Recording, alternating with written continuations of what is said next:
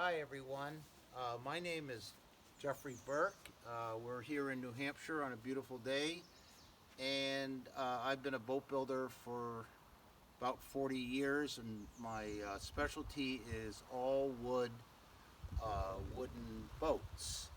Um, and one of the most often asked questions at boat shows is, what do you do to keep the boat from leaking? Or I often hear people say that I have an all wood boat, but I need to soak it for uh, 2, 3 days or a week in order for it to be tight. And a lot of people just seem to accept that that's normal for an all wood boat. Well, I have found um, that if a boat is properly constructed and properly finished, that the boat will be tight. It will be tight in the spring, and it will stay tight unless you do some damage to it or some kind of abuse. But there are a few things that I'm going to go over with how to make a leaky boat tight. So we're going to call this, I guess, leak proofing your boat. Now, if you have an old boat that is really leaky, um, I'm just going to start right from the top of what I would do myself in order to tighten it up. The first thing that I would do is to get the boat really, really clean.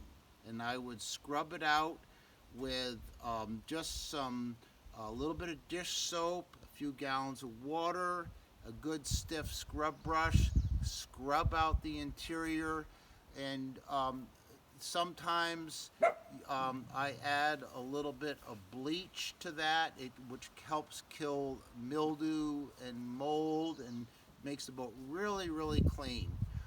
I would scrub it out inside and out, um, rinse it well, and then you want to let your boat dry for really a minimum of 3 days because having gotten it wet, particularly the unsealed wood, um, that that you really want it to dry out. You want it to be loose because you're going to tighten the joints up, and you want it to be basically in a leaky condition. So what we're going to do now is we're going to go into my shop and we'll go over some of the techniques and procedures in order to get a boat, once it's been cleaned, once it's all dried out, so far as the next steps in order to get it tight. So we'll just go this way into the shop.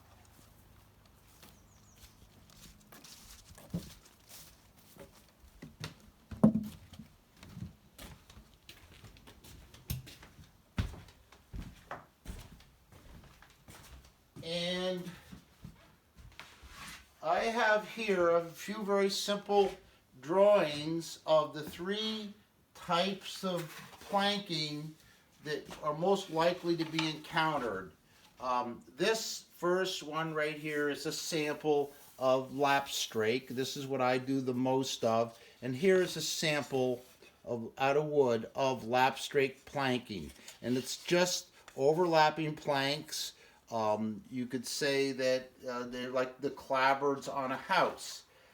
This right here is a sample of the Peterborough wood strip construction that was built for many, many years in Peterborough, Ontario. And this right here is what you would call the batten seam construction, which was also used in Canada on all wood boats, also called the wide plank canoe. And they consisted of the planks, but you'd have strips right here that would either be wood or metal that were dadoed into the joints and then through fastened. So there's several things going on here. One is that when boats shrink, swell, this causes the joints to loosen up. And first thing you want to do after you clean the boat and you have it thoroughly dry is you want to what we call harden off. Now to harden off, what that means is to re-clinch the fastenings. And all these boats here use clinch nails. Now clinch nails are just little copper tacks, and the idea with a clinch nail is that when you hammer them, you would hit the head of the nail, and the nail will go in and hit an iron, and it will go like this. It will form a curl and hook back on itself. And one of the beauties of clinch nails is that they can be tightened up. On the lapstrake here, we'd have the clinch nail that would go like this. It would go right through the joint like this, and then it'd form a hook like that. So what we're going to do is we're going to take our hammer, and if on your boat you would have your joint, and of course I'll put it in the vise, but the boat would be supporting it. And then I take, this is just nothing but an auto body dolly, and I hold that against the nail, and then I would hit the outside here with this. And you want to be very judicious with your hammer blows. In other words, you're not trying to drive a 20-penny spike. You want to have a relatively light hammer. I believe this is a 12-ounce hammer, and you want to have it have a smooth face. And you be very mindful of how hard you're going to hit it. So just give it a few taps like that, and that's all it takes. But if you had, a typical canoe might have 1,000 or 2,000 tacks, to clinch them all up is going to take a little while. But you can knit right along. And the idea, though, is to get the high point of the auto body dolly right against the nail, and then just give it a few taps. It'll tighten it up. So I could just go right along like this and tighten up the laps.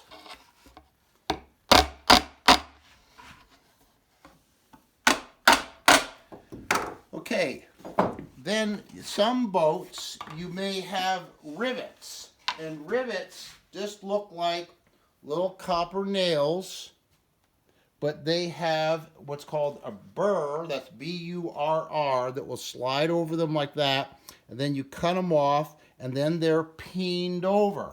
And sometimes these will get loose from the shrink, swell of the wood, and so on. So to harden off the rivets, you would use, you could use this right here, or you can use something bigger. This is just an old sledgehammer head, or what's called a pin maul. It was actually originally used for driving railroad spikes, but you want a nice piece of iron to back up the rivets. And if I was working again on the hull of a boat, I would put this in here like this, and then I would hold, get behind a rivet like this, and here I use what's called a ball peen hammer. This is very light, it's only 4 ounces. So then I would just hit the rivet like this.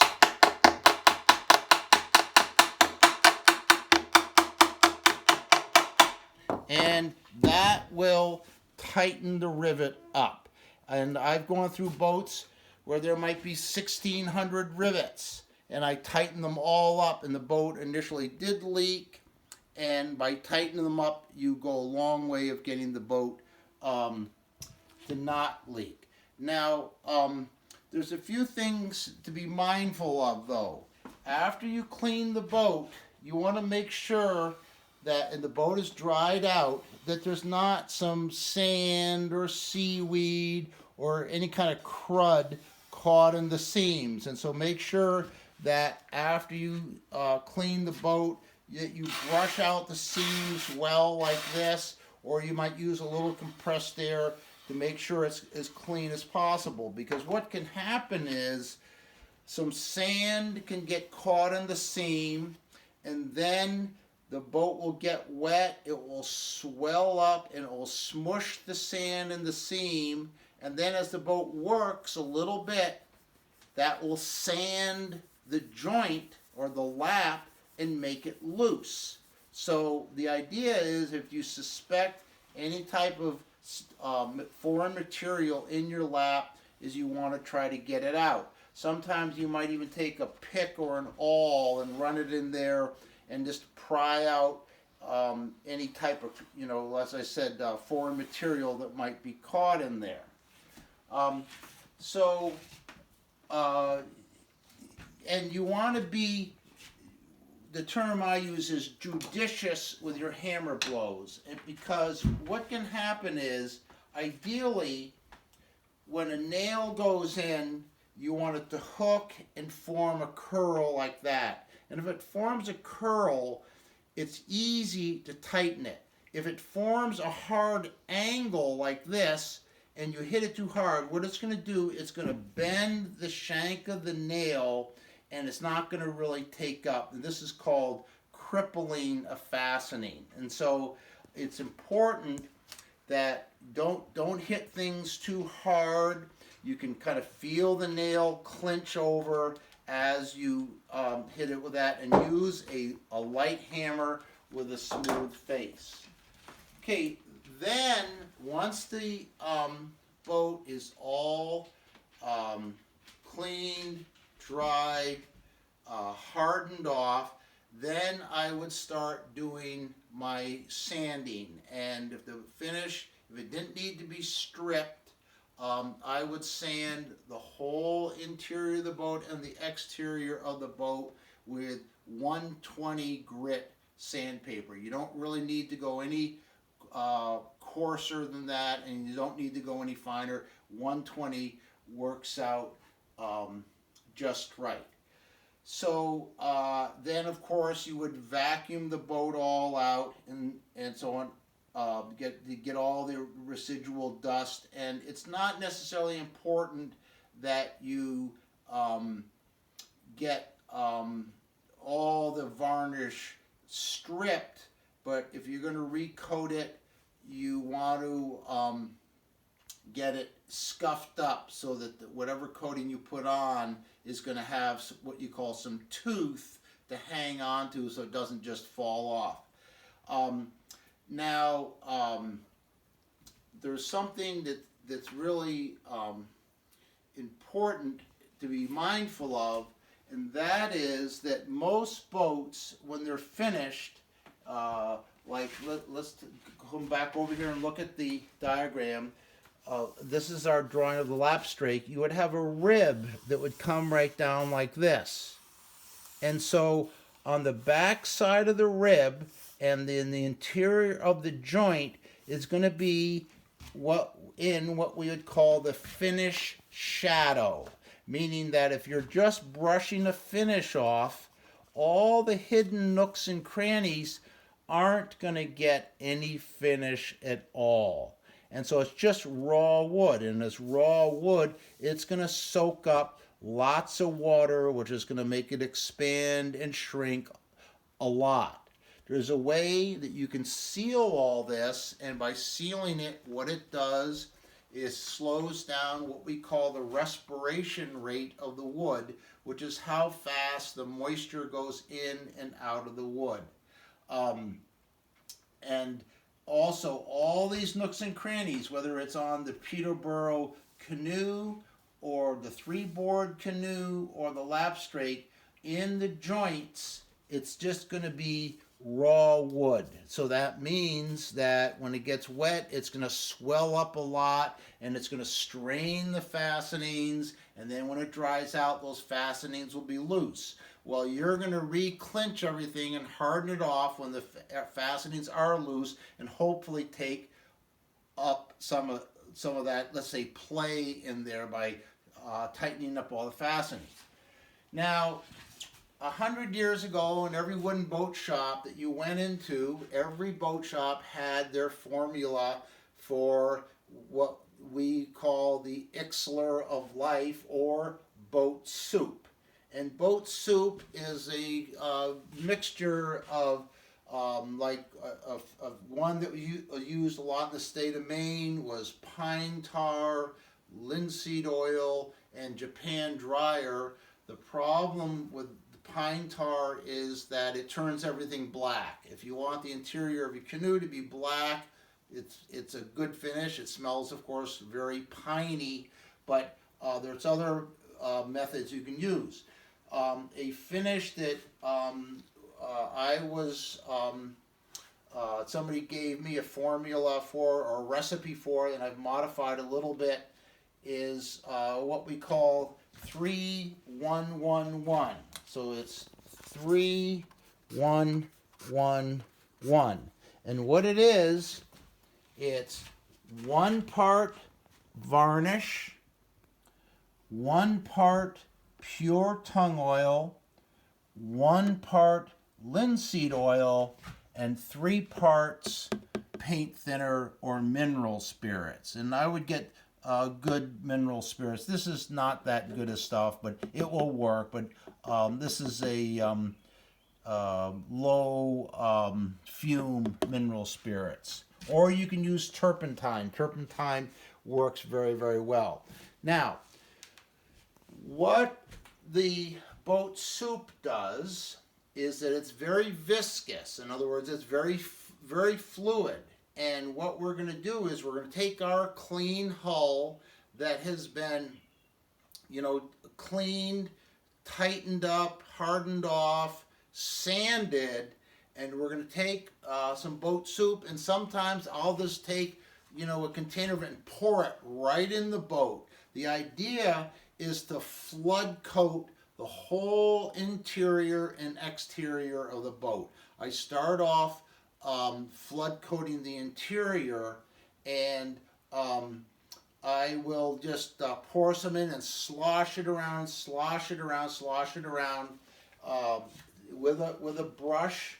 A lot of times you get a good full bristled brush, something like this, and spread it around, and on surfaces that are finished, like with varnish, it's not going to strike in, but all the raw wood, all the nooks and crannies behind the ribs, and particularly in the laps, that boat soup is going to penetrate right into the laps, and it's going to seal all the raw wood. Now, if you just have straight varnish, which a lot of these boats, or paint, that's not going to really penetrate into the laps. But the boat soup, because it is thinned out so much, is going to just really strike in. So what you want to do then is paint on all the boat soup. To do the inside of a boat, it might take you half an hour. In 20 minutes, come back and spread it all around again. Maybe even pour more in if it's really soaked it up. Then let it soak in for another 20 minutes. Then take, I often will just take the boat and turn it upside down, let the excess boat soup run out. Take a rag and wipe up all the excess boat soup on the interior. It'll be a little bit of a job, and you should wear rubber gloves to do this, but just wipe it all up. And you're going to wipe up anything on the surface, but again, it's going behind all the nooks and crannies, all the hidden areas of the boat, and it's going to seal that up. It's going to go right into all these seams here, and it's going to go behind all the ribs and right into the laps. Then get the interior all done, then flip it and do the same thing on the outside, making sure that when you brush it, that you brush lots of boat soup into all the laps, all the joints on the outside. Let it soak in for 20 minutes, put another coat on, go for another 20 minutes, and then wipe it all off. Now, you must be very mindful that the rags that you wipe up the boat soup with will spontaneously combust in minutes. So either spread them out flat or throw them in a metal can or throw them in a bucket of water, but don't put them in a cardboard box. Don't pile them in a heap in the corner of your shop unless you have really good fire insurance, but be very careful about that, because I put rags out in a heap in the sun, and within 20 minutes there was a plume of smoke coming out of the rags. It will spontaneously combust very, very quickly. Okay, so anyway, you got your whole hull saturated with boat soup, and a 13 or 15 foot canoe like we had out there, that will probably take on a new boat where it's all raw wood, it'll probably take 1.5 quarts to almost 2 quarts of oil or boat soup. It'll just soak it up, soak it up, soak it up. Now, what this is doing, as I've said, it's going into all the nooks and crannies, but it's also slowing down what we call the respiration rate of the wood, which is how fast the moisture goes in and out. That means your boat is going to be shrinking and swelling less, meaning that the joints are going to stay tighter because they're not just pushing and pulling against each other according to the wet-dry cycle. So it has a great stabilizing effect on the hull itself. And inside all the laps now, it's not just raw wood, but it is boat soup. So what I would do then is after you have wiped it down, set the boat aside, come back in an hour, wipe it down again, because sometimes the boat soup will exude back out of the wood, but you want to stay on it and watch it for the better part of a day, just wiping it down, any that exudes out. Don't put it out in the sun thinking that it will dry quicker, because what will happen is the boat soup will warm up in the wood and it will start to exude out, and it will be the consistency of used bubble gum on a hot day. It will be really difficult to deal with. In fact, if you get in a situation like that, the way to deal with it is to wet sand it. Get some wet sand, sandpaper from your auto parts store, and some water, and that's really the only way you can effectively clean it up if that has happened. Guess how I know this? But you can get wet sandpaper, wet or dry sandpaper from an auto parts store. But just keep an eye on it as it dries, as it cures, so that if it starts to weep out, you can wipe it up. And again, be very careful with the rags you're using it to wipe down. So you get your boat all saturated with boat soup, and what has happened is, as I pointed out, it's going into all these laps, all the fastenings. It's all got a nice film of boat soup in there. Then, once the boat soup dries or cures, which will take 3 or 4 days, it makes a great prime coat for whatever finish you want to do. If you want to use varnish or paint, like let's say outboard, you can just paint right over that. Or if you want to use varnish, you can just varnish right over it. But what I would suggest with your first coat of paint, or if it's outboard or your coats of varnish, is cut them at 50%. And what the varnish is then going to do, any little outboard fissures or cracks, like again right here in the lap, it's going to run into and help seal it up. And just again, all the nooks and crannies. And of course, a lapstrake boat, you would refinish the outboard upside down so gravity would help you. But you can then just do the outside of the hull with as many coats of varnish as you want. On the interior of the hull, you can put, after you do the exterior, you can put another layer of boat soup on, and the wood will be sealed, so the boat soup will tend to sit on the surface a little bit more, but you can still wipe it down and it will make like what you'd call a rubbed oil finish. Or you can varnish it. You can just varnish right over the boat soup, and as I said, it will act as a good prime coat. Now, an interesting thing happens though, and that is that when we put a coat of paint on the outside of this, and this boat will be the boat upside down, and then we turn the boat right side up, so this would be the inside, and we put thinned paint or thinned varnish on this, the outside has been sealed by the paint or the varnish, and it creates in the lap what is called a dam, like a dam that holds water back. So when you put additional finishes on the inside, that's going to run right into that joint, and it's going to hit the dam and stop, and it almost will form, in fact, it will form literally a gasket in there of finish that also will help seal the boat up. Again, just to walk through the procedure again, you will, after your boat is cleaned and hardened up, you will saturate the inside with boat soup a couple of times, flip it to the outside. This is all in one day, and then wipe it down, wipe it down, wipe it down, let it cure.